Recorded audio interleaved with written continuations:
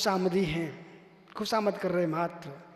मेरे मित्र भेंट बाहर की लेकर खुश हो रहा है, बाहर की भेंट देकर खुश हो रहा है, लेकर खुश हो रहा है। दोनों ही हिंसक लोग हैं।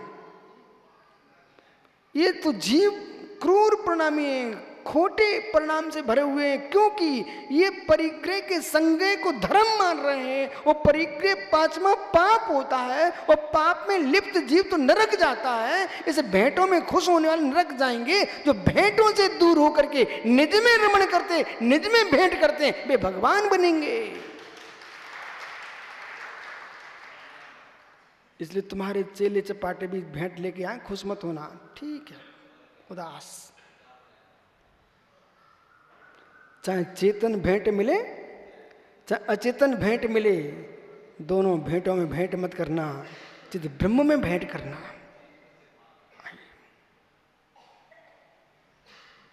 बहुत कठिन है भैया, बहुत कठिन तो है, पुरुषार्थ साध्य है महाराज जी, पुरुषार्थ साध्य है, अशक्य अनुष्ठान नहीं है। अशक्य भी हो सकता है लेकिन अभाव नहीं है। समझाऊं? जैन दर्शन में आप लोग ध्यान से सुनना, एक प्रमेय रत्नमाला नाम का महान ग्रंथ है। जिनको दर्शन करना तो मेरे पास रखा, आपको मैं दर्शन करा सकता हूं। प्रमेय रत्नमाला नाम का ग्रंथ है, अध्ययन करना तो मैं अध्ययन भी करा सकता हूं, लेकिन समय देखना पड़ेगा। प्रमेय रत्नमाला नाम का ग्रंथ, उसमें क्या हुआ, एक विषय आया, अशक्य अनुष्ठान। चक्रेश को हमने 16 में पढ़ाया था, याद है मित्र? तो एक व्यक्ति गलित कुष्ठ रोगी वैद्य के पास गया। वैद्य जी, सुरत सागर जी, एक गलित कुष्ठ रोगी वैद्य के पास गया। उसके शरीर की दुर्गंध जो है पूरे क्षेत्र को प्रभावित कर रही थी। वैद्य ने एक कागज लिया, उस पर कुछ लिख करके वो अपनी कॉपी में ही रख दिया। उस रोगी से कहा, जा भाग जा, मर जा। जब मनोज भैया वैद्य के भाग जा, मर जा, इस प्रकार की भाषा का प्रयोग कर रहा है, तो रोगी जो था बहुत दुखी हुआ। उसको असहनीय पीड़ा सहन नहीं हो रही थी। उसने निर्णय किया, मुझे मरना है, सहन नहीं होता। वो मरने के उद्देश्य से, आत्महत्या के उद्देश्य से वो जंगल की ओर चला गया। जिस ओर जंगल में गया था, वहां पर एक दृश्य देखा उसने कि सामने जंगल में एक शमशान घाट था। वहां पर एक नर कपाल पड़ा हुआ था। किसी मनुष्य का देहांत हुआ, अग्नि संस्कार हुआ, उसका कपाल पड़ा रह गया, खोपड़ी। इसी बीच में बारिश हुई, पानी बरसा तो उस नर कपाल में भरा हुआ था। जो मरने के उद्देश्य से गया था, उस आदमी ने दूर से एक दृश्य देखा कि मनुष्य के खोपड़ी के अंदर पानी भरा हुआ है, एक काला नाग कोबरा उस पानी को पी रहा है।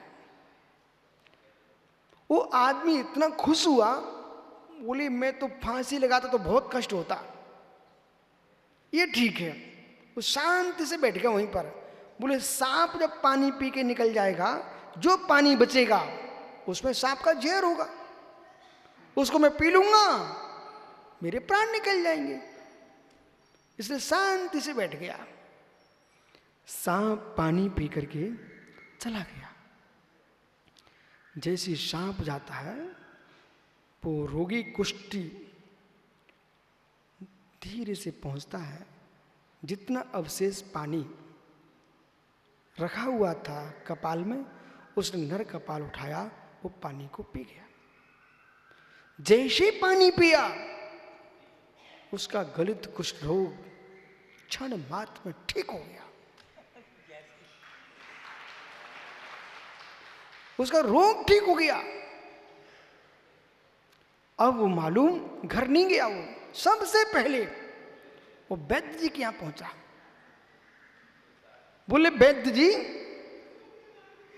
आप कैसे वैद्य हो? आपने यूं कहा था कि ये तू मर जा, विष्णु सागरी अब चले जाएंगे। वो नाड़ी तो फिर से आ गई। ज्ञानी, आओ, आपने कहा था कि तू मर जा, देखो मैं ठीक होके आया हूं। वैद्य ने कहा बेटा पास में आ, तू सही बोल, तू ठीक कैसे हुआ? उसने पूरी घटना बता दी। वैद्य जी ने जो पर्चा लिख के रखा था ना, उस पर्चे को निकाला। बोले देख, तेरे सामने मैंने लिखा था ना ये। हाँ। बोले पढ़ो, उसमें क्या लिखा?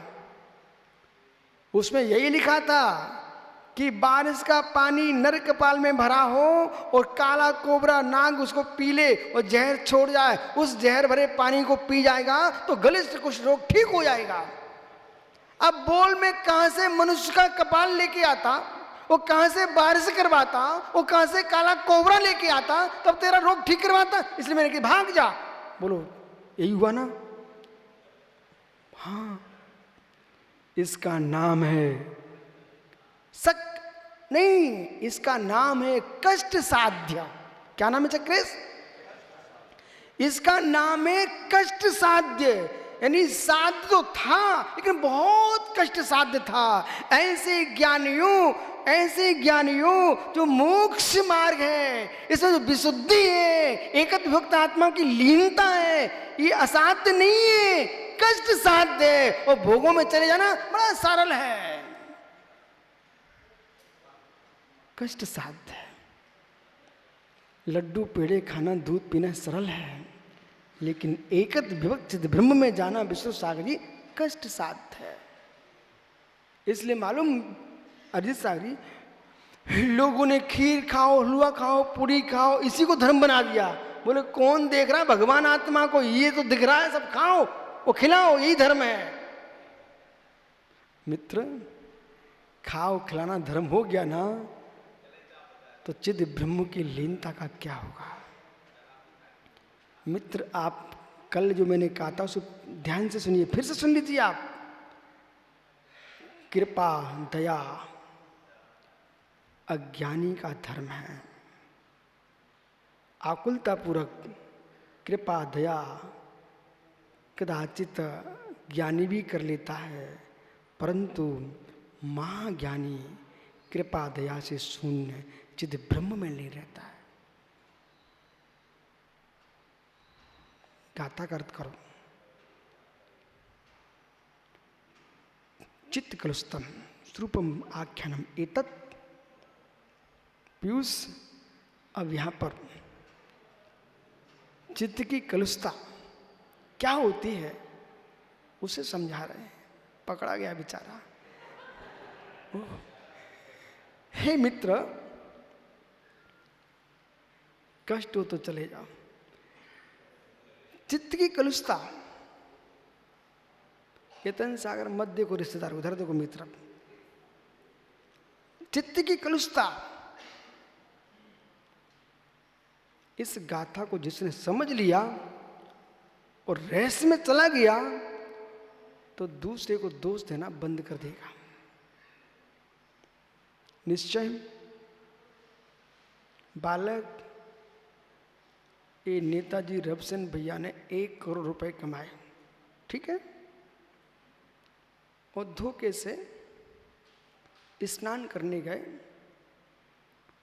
और कुएं के पाट पर छोड़ के आ गए। इतना सुंदर जमाना है कि रखे मिल जाएंगे। दूसरा आया, उठा ले गया। अब वो इतना चतुर था सामने वाला, इनको याद आया तब तक दौड़े तो जिसके लिए दौड़ रहे थे उसने कहा मैं पकड़ा जाऊंगा। सामने उसको देखी कि हलवाई की भट्टी जल रही थी, उसने धीरे से उसमें डाल दिए। बोले देखो हमारे पास कुछ भी नहीं है, अब ना इनके पास ना उनके पास, वो तो गए भट्टी में। ऐसे बालक कितनी तुम पुण्य कमा के आ जाओ, कितनी धर्म करके आ जाओ, लेकिन तुम भूल गए विषय के कुएं पर। कदाचित होश आया तब तक कसाय के तस्कर ले गए और अनंत आदि कसायों की ज्वाला की भट्टी में पटक दिए। पूरे 1 करोड़ जो कमाए थे ना, 1 मिनट के अंदर नहीं लगा, स्वाह हो गए। ऐसे तुम कितनी पुण्य कमा के आओ, और जैसे विषय कसाय मन में आई कि पूरा पुण्य झुलस गया।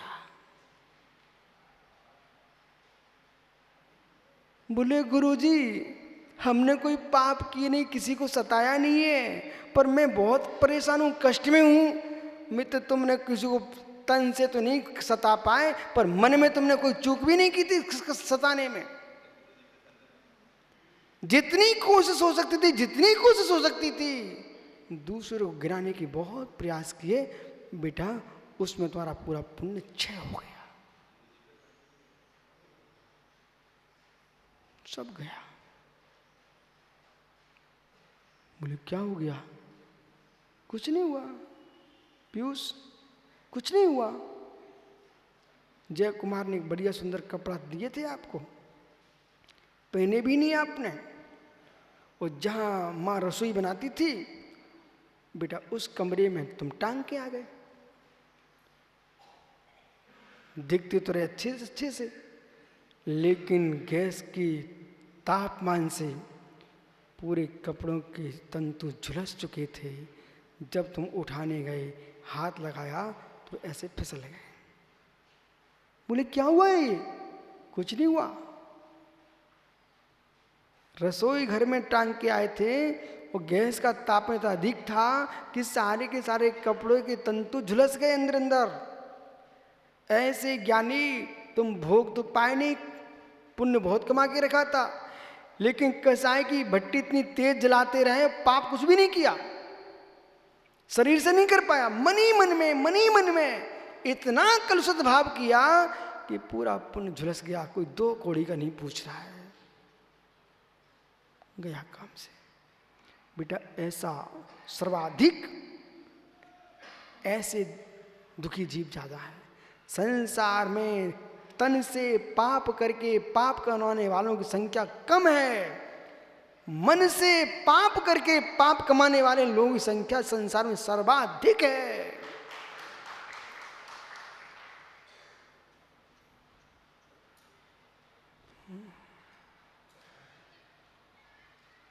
ओहो, ऐसे भी तो लोग हैं माताओं जिनको पाप करने के संयोग ही नहीं मिलने वाले, पर वे मन में इतने पाप के संयोग बिठा लेते हैं कि पूरा पुण्य नष्ट हो चुका है। अब आगे सुनो, आगे सुनो।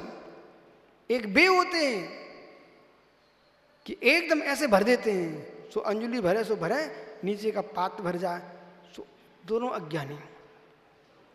मतलब जो पानी साधु के पेट में जाता, प्यास बुझाता, आपने 1 गिलास में 1 अंजलि भर पाए और पूरा गिलास नीचे, ठीक है ना? दोनों अज्ञानी। ज्ञानी वो है अंजलि पूरी भर जाए और नीचे गिरे ना, और समय लगे ना, और लेने वाला प्रसन्न रहे और देने वाला प्रसन्न रहे, वो ज्ञानी है। अब विषय में पुनः आइए। अब मनोज भैया आपने देखा कि महाराज जी के चरण धुलाना है, तो आपको बोध होना चाहिए पानी कितना है। आपने इतना जाकर के भर के लाए और एकदम ऐसे उलीच दिया। सामने साधु दूसरा आहार कर रहा था, उसके आहार के लिए पानी ही नहीं बचा। हाय अब क्या होगा? बेचारे बिना पानी के बैठ गए। ये रहस्य की बातें बता रहा हूँ। दाताओं को इतना ध्यान रखना चाहिए कि हम जिसकी चर्या करा रहे हैं वो बगल में दूसरा भी खड़ा हुआ है, उस पर भी लक्ष्य होना चाहिए। कैलाश भैया पाटनी जी, आप तो गए उठा लाए। किसी श्रावक ने 2 महाराजों की व्यवस्था की थी। आप जिन महाराज के पड़गान करेंगे उनके तुम रागी थे, तो उनके लिए तुम दोनों जगह उठा लाए। दूसरा साधु तो ऐसे ही खड़ा है।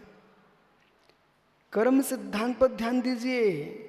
या तुम्हारी क्रिया की प्रधानता काम में नहीं आएगी, विवेक की प्रधानता भी चाहिए। अब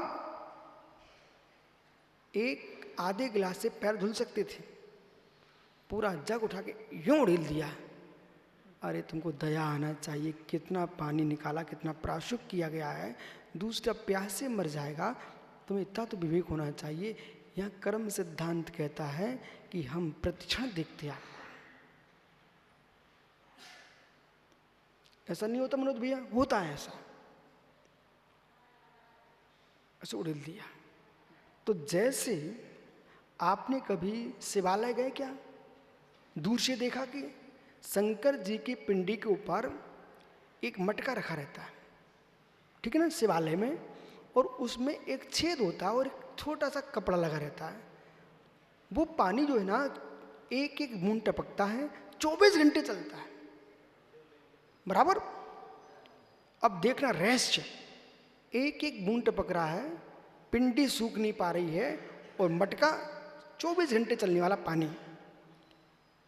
कोई अज्ञानी जाकर के मटके में पत्थर मार दे तो क्या होगा? जो पानी 24 घंटे चलने वाला था, 1 मिनट में पूरा मटका खाली हो जाएगा। इसी प्रकार सुनिए ध्यान से कि जैसे शंकर जी की पिंडी के ऊपर एक एक बूंद पानी टपक रहा है, भरा गया था बड़े मुख से, पर टपक रहा है एक एक बूंद। ऐसे विवेकी जीवों को पुण्य भरना तो चाहिए बड़े मुख से, और पुण्य का प्रयोग करने की जब आवश्यकता पड़े तो एक एक बूंद जैसे शंकर जी की पिंडी पे टपकता है, ऐसे खर्च करना चाहिए। अथवा ये मेरा कमंडल देखो आप, भरते किससे? बड़े मुख से, और निकालते किससे? टोटी से। तो ऐसे ही आय होना चाहिए बड़े मुख से, और व्यय होना चाहिए छोटे मुख से।